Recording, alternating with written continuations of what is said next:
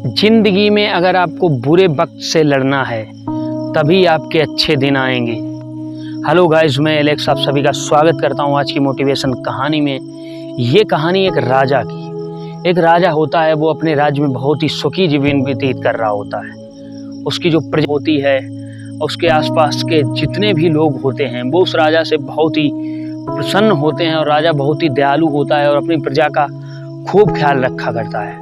लेकिन राजा कुछ दिनों के बाद बहुत ही चिंतित होने लगता है, क्योंकि राजा के कोई पुत्र नहीं होता। राजा की सिर्फ एक पुत्री होती है, तो इस बात को उसको चिंता होती है कि आने वाले समय में हमारे राज्य को कौन संभालेगा, हमारे राज्य का अगला उत्तराधिकारी कौन बनेगा। जो महाराज होते हैं बहुत परेशान रहते हैं, लेकिन महाराज जी एक दिन फैसला करते हैं कि अगले दिन जो भी हमारे दरबार में मिलेगा सबसे पहले उसको हम इस राज्य का राजा घोषित कर देंगे। मंत्री लोग बोलते हैं कि शायद ये फैसला हम लोगों के लिए अच्छा ना हो, लेकिन राजा बोलते हैं कि जो मैंने फैसला ले लिया है वो आपको शर्मान करना ही पड़ेगा। अगले दिन सुबह जब दरबार में देखा जाता है तो एक गरीब लड़का दरबार में पड़ा हुआ वहाँ पर मिलता है। उसको राजा अपने फैसले के हिसाब से उस लड़के को उस राज्य का महाराज घोषित कर देते हैं। और जो राजा होते हैं वो अपना जंगल में कुटिया बनाकर रहने लगते हैं। ये जो लड़का होता है ये धीरे धीरे राज्य को संभालना सीख जाता है और एक बहुत बड़ा अच्छा राजा उभर कर आता है, जिस वजह से वहाँ की जो प्रजा होती है, मंत्री होते हैं, वो सब लोग ये बोलते हैं कि राजा ने हम लोगों के लिए बहुत अच्छा डिसीजन लिया है, जिस वजह से हमको उस राजा की वजह से इतना अच्छा उत्तराधिकारी मिला है।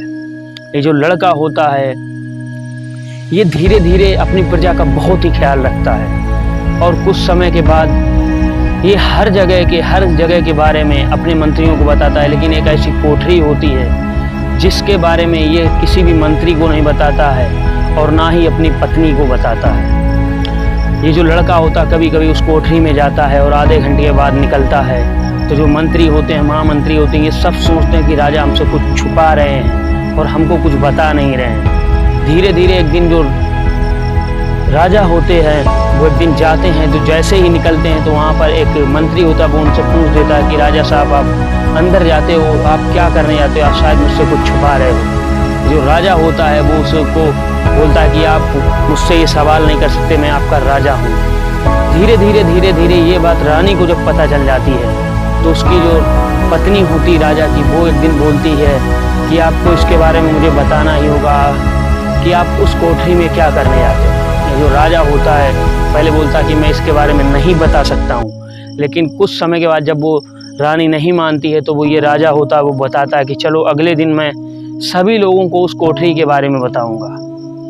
सुबह होती है अगले दिन, जो राजा होता है वो रानी मंत्रियों के साथ में उस कोठरी के अंदर जाता है। उसको खोलता जाके है तो उस कोठरी में कुछ भी नहीं रखा होता। वहाँ पर एक कील होती, कील पर फटे हुए कपड़े रखे होते हैं। ये जो राजा होता है उन कपड़ों को देखता है और बोलता है कि मैं इन्हें ही देखने आता हूँ। ये बात उन लोगों में से किसी को समझ में नहीं आती है कि ये राजा किसके कपड़े फटे हुए देखता है। तो राजा बोलता है कि यही मेरी असली औकात थी। आज अगर मैं राजा हूँ तो सिर्फ ये देन है, लेकिन अगर मेरा पहले का अगर मैं देखूँ कि मैं पहले क्या था तो यही मेरी हकीकत है।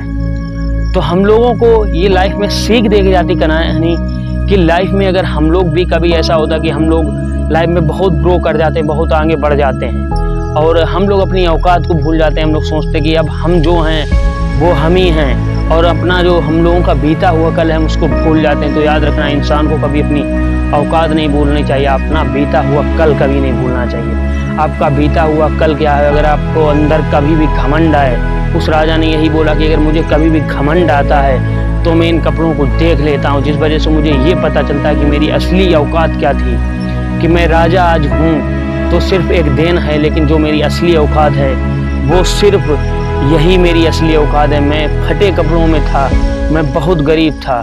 इस तरीके से इंसान भी अपनी लाइफ में बहुत ग्रो कर जाता है। अच्छी बात है, हर इंसान ग्रो करे। अगर आप लाइफ में कुछ करना चाहते हो, कुछ बनना चाहते हो, अपने फील्ड में काम करते रहिए, आप सक्सेस होगे और एक बहुत बड़ा मुकाम हासिल कर सकते हो। लेकिन आप लाइफ में कभी भी इस वहम में ना रहें कि आप जो हैं, जो मेरा बीता हुआ कल है उसको मैं भूल जाऊं। आपकी जो एक इमेज बनी है, आपने जो अपना अच्छा प्रोग्रेस करके लोगों को दिखाया है, वो आपको दुनिया देखेगी, लेकिन अपने अंदर का जो आपके जो सबसे पहला आपका ड्रीम था, जो आप सबसे पहले थे, वो अपने इंसान को कभी नहीं भूलना चाहिए। तो ये अगर इंटरेस्टिंग मोटिवेशन कहानी अगर आपको लाइफ में कुछ भी सीख देखी जाती है तो कमेंट सेक्शन में ज़रूर बताइएगा। और चैनल पर नए हैं तो चैनल को सब्सक्राइब कर लीजिए, बेल आइकन को प्रेस कीजिए और मिलते हैं ऐसे में मोटिवेशन वीडियो के साथ। तब तक के लिए जय हिंद, वंदे मातरम।